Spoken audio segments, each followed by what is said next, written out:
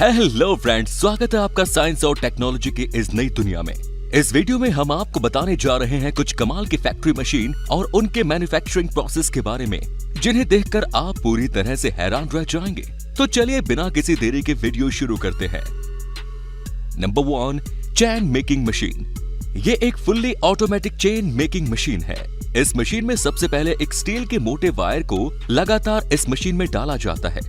यहाँ ये मशीन इस वायर पर एक फिक्स लेंथ पर कटिंग मार्क लगाती जाती है।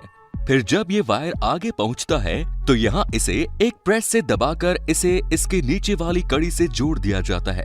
ऐसे ये मशीन एक कड़ी को दूसरी कड़ी से जोड़कर इस पूरी चेन को तैयार करते जाती है। लेकिन यहाँ इन चेन की कड़ी के मुंह थोड़े खुले रह जाते हैं, इसलिए इन्हें आगे लगी एक और मशीन के नीचे से गुजारा जाता है। यहाँ इनकी कड़ी के मुंह को दबाकर पूरी तरह से बंद कर दिया जाता है, जिसके बाद ये चैन पूरी तरह से बनकर तैयार हो जाती है। Next is Ameco. ये एक टिन शीट मेकिंग मशीन है, जो कि घरों में लगने वाले टिन शेड की शीट को तैयार करने का काम करती है। इसमें सबसे पहले स्टील की एक स्ट्रेट शीट को एक वर्कर के द्वारा इस मशीन में फिक्स किया जाता है। शीट को मशीन में अच्छे से फिक्स करने के बाद इस मशीन को स्टार्ट कर दिया जाता है। इसके बाद ये स्टील शीट इसमें आगे लगे रोलर से होकर गुजरती है। इस मशीन में करीब 15 से 20 इस तरह के रोलर्स लगाए गए हैं, जिनमें लगा हर रोलर इस शीट पर एक लाइन बनाते जाता है। इस तरह से ये शीट इन सभी रोलर से गुजरते हुए एक परफेक्ट शेप में बदलती जाती है। और इतने रोलर से गुजरने के बाद इस नॉर्मल सी शीट की स्ट्रेंथ भी काफी बढ़ जाती है, तभी तो इन्हें रूफ शेड में इस्तेमाल किया जाता है। फिर फाइनली इन सभी रोलर से गुजरने के बाद जब ये शीट मशीन से बाहर आती है तो इस शीट को फिक्स लेंथ में काट कर आगे कलेक्ट कर लिया जाता है। Next is Bremen machinery. इन मशीनों का इस्तेमाल स्टील की मोटी मोटी शीट्स को राउंड और कर्व शेप देने के लिए किया जाता है। इसमें सबसे पहले एक लिफ्टिंग मशीन के जरिए स्टील की शीट को इन रोलर्स के बीच में प्लेस किया जाता है। फिर ये रोलर्स इस शीट पर प्रेशर डालते हुए इस शीट को पेंडुलम की तरह लेफ्ट राइट घुमाते जाते हैं। आपको बता दें कि इस मशीन में लगी इस स्टील शीट की मोटाई करीब 5 इंच है, जिसे ये मशीन इजीली घुमाते हुए राउंड सर्कल शेप देने की कोशिश कर रही है। काफी टाइम इन रोलर्स के बीच घूमने के बाद ये शीट धीरे धीरे राउंड सर्कल्स का शेप लेने लगती है। फिर एक वर्कर द्वारा इसके शेप का इंस्पेक्शन किया जाता है। अगर इसका शेप परफेक्टली राउंड रहता है और इसमें कोई प्रॉब्लम नहीं रहती, तो इसे बाहर निकालने के लिए इस मशीन के एक पार्ट को डाउन किया जाता है और एक लिफ्टिंग क्रेन की मदद से इसे मशीन से उतार लिया जाता है। इस तरह से इन सभी बड़े बड़े मशीनरी मेटेलिक पार्ट्स को इस मशीन द्वारा बनाया जाता है। Next is vessel head making. Vessel head यानी कि बड़े बड़े लिक्विड टैंक या फिर प्रेशर टैंक बनाने के लिए स्टील की राउंड शीट को इन बड़ी बड़ी हाइड्रोलिक मशीन के जरिए आकार दिया जाता है। इसमें सबसे पहले एक फ्लैट स्टील की राउंड शीट को एक लिफ्टिंग क्रेन से उठाकर हाइड्रोलिक मशीन के नीचे प्लेस किया जाता है। फिर हाइड्रोलिक प्रेस मशीन के जरिए इस सीट के बीच वाले हिस्से को थोड़ा दबाया जाता है और फिर इसी तरह धीरे धीरे इसके किनारों को भी दबा दबाकर इसे कर्व शेप दे दिया जाता है।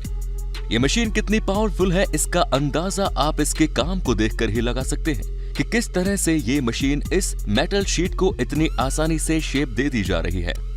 फिर इस शीट को एक दूसरी मशीन पर रखकर इसके किनारों को थोड़ा ऊपर की ओर मोड़ा जाता है। इसके बाद ये वेसल हेड पूरी तरह से बनकर तैयार हो जाता है। आपको बता दें कि ये वेसल हेड टैंक के दोनों तरफ लगने वाले वो राउंड हिस्से होते हैं, जिनकी मदद से इन टैंक्स को पैक करके एक प्रॉपर कैप्सूल का शेप दिया जाता है। Next is steel wire rope making. Steel wire rope बनाने के लिए सबसे पहले स्टील वायर के रोल लिए जाते हैं। फिर स्टील वायर रोल्स को एक स्पेशल मशीन में फिक्स किया जाता है। इस मशीन में इन वायर के 15 से 20 रोल फिक्स किए जाते हैं। अच्छे से इन रोल्स को इस मशीनरी पर फिक्स करने के बाद इस मशीन का रोटेशन स्टार्ट कर दिया जाता है। यह मशीन इन सभी रोल्स को घुमाते हुए इनके वायर्स को आगे जॉइंट करके एक रोप का शेप देती जाती है। फिर इस रोप को फाइनली फिनिश देकर आगे इसके बड़े बड़े रोल बना लिए जाते हैं। इन स्टील वायर रोप्स की कैपेसिटी और स्ट्रेंथ काफी ज्यादा होती है। इन स्टील वायर रोप्स का इस्तेमाल माउंटेन के बलवे, चेयर लिफ्ट और अर्बन रोपवे से लेकर बड़े बड़े ब्रिज और स्टेडियम्स की रूफ को बनाने में किया जाता है। नेक्स्ट इज साम स्प्लाइस। ये एक हाइड्रोलिक मशीन होती है जिसकी मदद से स्टील वायर रोप्स को एक स्लिंग यानी कि एक फंदे में बदला जाता है। इसमें सबसे पहले एक स्टील के टुकड़े को हाइड्रोलिक प्रेस के अंदर फिक्स किया जाता है। फिर इसमें से स्टील वायर रोप को निकाला जाता है। फिर इस रोप के मुंह को वापस इसके अंदर से निकाल दिया जाता है। फिर इस मशीन को ऑन करके इस रोप के मुंह को दबाकर इसे यहीं लॉक कर दिया जाता है। और कुछ स्टील वायर रोप्स इतनी मोटी होती है कि उन्हें हाथों से मोड़ना भी काफी मुश्किल होता है, इसलिए इन्हें पूरी तरह से इस मशीन से ही मोड़कर फिर इसमें डाला जाता है। और फिर इस रोप के बीच में एक मेटल फ्रेम को लगाया जाता है और फिर इसे काफी सफाई से हाइड्रोलिक प्रेस से दबाकर इसे भी एक स्टील फ्रेम में लॉक कर दिया जाता है। इस तरह से बनी स्लिंग की मदद से बड़े बड़े लिफ्टिंग ऑपरेशन परफॉर्म किए जाते हैं। Next is electric motor raker. ये एक इलेक्ट्रिक मोटर रिसाइकलिंग मशीन है। जब इलेक्ट्रिक मोटर पूरी तरह से खराब हो जाती है तो उसमें से कॉपर वायर को अलग करने के लिए सबसे पहले पूरी मोटर को एक कटिंग प्रेस के नीचे रखकर इसके आउटर कवर को हटा दिया जाता है।